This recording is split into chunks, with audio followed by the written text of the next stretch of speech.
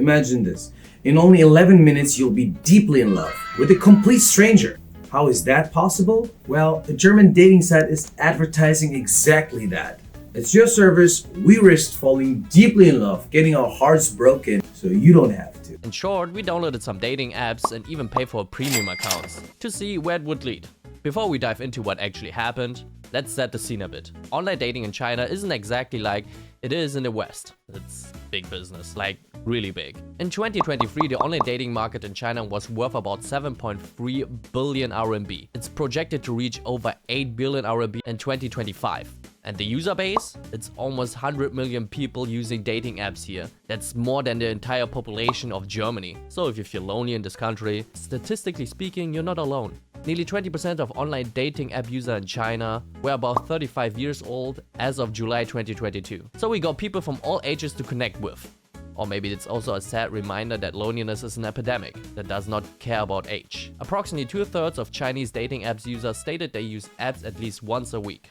In the West, it is a little different. Since the end of the pandemic, dating apps have been on a rapid decline. Match Group, that's the company that owns the biggest online dating services like Tinder, Match, OkCupid, Plenty of Fish, Hinge. Their stocks went down 63% in the last 5 years. And what do? To fight their financial crisis, they increase their prices, giving out new features that promise you better dates. New levels of subscription. Tinder Select costs $500 a month. That's 3,500 RMB. That's a whole ass monthly rent. What is that special feature? Well, you can message people without matching them. Pay $500 to get ignored anyways. There are a lot of reasons why dating apps are declining in the West, and they're losing popularity. And when I talk about dating apps, what I understand is the classic swipe left, swipe right, without much thought. A lot of people don't find real connections. They don't get any matches or find anyone interesting. And if a meeting does happen, then there's a big chance you'll get disappointed by being ghosted, catfished, or just lied to. It doesn't help that we are living in a time where people don't have the time or energy or the willingness to commit. But instead of trying to tackle these very real problems, Match Group is just creating a new subscription for more money.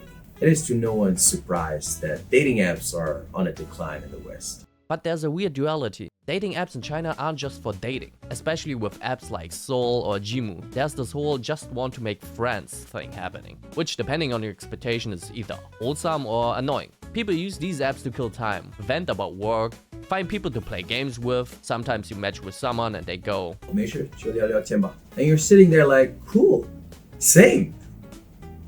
But why are you in Hunan? We made 4 new accounts on Tantan and Jimu, 2 free versions and 2 paid versions, to see if there's gonna be any difference in matches, chats, and features. To figure out if Chinese dating apps are pay to win. Spoiler, it kind of does, but also it kind of doesn't. Let's start with Tantan, the one that's been called Chinese Tinder. And yeah, their layout is basically the same. Swipe right, swipe left, hope for a dopamine hit. It got over 300 million registered users since its launch, which sounds promising until you realize how many of those profiles are either fake, inactive, or scammy as hell. We lost count of how many matches were just beautiful women with bios like, 我现在叫一个真心的人。 who immediately ask you to add them on WeChat for some generic translated conversation. 10 minutes later, you might get a pitch for some crypto, or they will have a restaurant scam where they take you to some bar they work for and order a lot and expect you to pay it all. They won't want to meet anywhere else but that place and aren't interested in dating. Also, distance filters, not real. We both set our radius to like 5 kilometers, got matches in Langzhou, Urumqi, Chengdu, you name it. The location algorithm is just vibes. Now with the paid version of Tantan,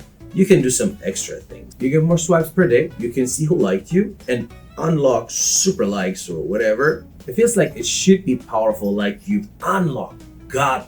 But here's a kicker. Most of these people who liked you are either bots, suspiciously beautiful accounts with zero bios, or people who never reply. It's like peeking behind the curtain and realizing that the person's just a dude. But because you can never be sure, it is confusing and even dangerous. The dopamine addiction is waiting around the corner. Still, we did get a few genuine connections. Conversations, slow. Kinda dry. It's like people are scared to be real, or maybe it's the app dynamic that kills natural flow. You match, there's this pressure to say something cool, but no one wants to try too hard and is overwhelmed by the amount of matches. So everyone's just floating in this weird digital purgatory of 你在做什么? And 吃饭了吗? We're not saying we expected soulmates, but we expected something. Now, Gmo's different. If Tantan is about swiping fast and hoping for a spark, Gmo is more like an interactive social feed. You can post photos, comments, little status updates, and get into group chats. It's kind of a blend of dating with social networking. You see more personality, more variety, but here too, not everything is rosy. A big chunk of them are just there to chat. Some even put in their bios, 不找对象，只想交朋友。 which is fine, but if you're hoping for something romantic or flirty, the vibe isn't just always right. You scrolling through people's vacations pictures, weird memes, and dog selfies. He's trying to guess who might actually want to go on a date. The paid version of Gmo also gives you likes info and a few more boosts, but again, nothing dramatic. It's like paying for slightly faster disappointment. And now, let's talk about the female perspective. Because while our experience as two guys was mostly awkward, confusing, and occasionally entertaining, it's very different for women. We asked a few female friends who've used dating apps like this, and the word that they kept repeating was overwhelming.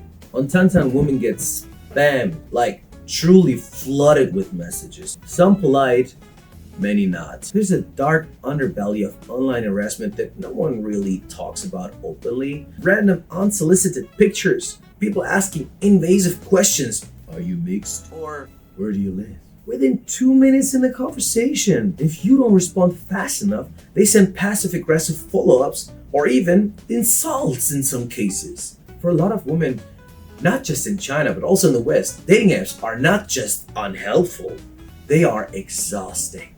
Some of them said they gave up entirely, or they only use dating apps like Soul because it just feels safer and less thirsty. There's also a weird performative pressure. On some apps, people are posting like showing shoe filters, flexes, curated aesthetics.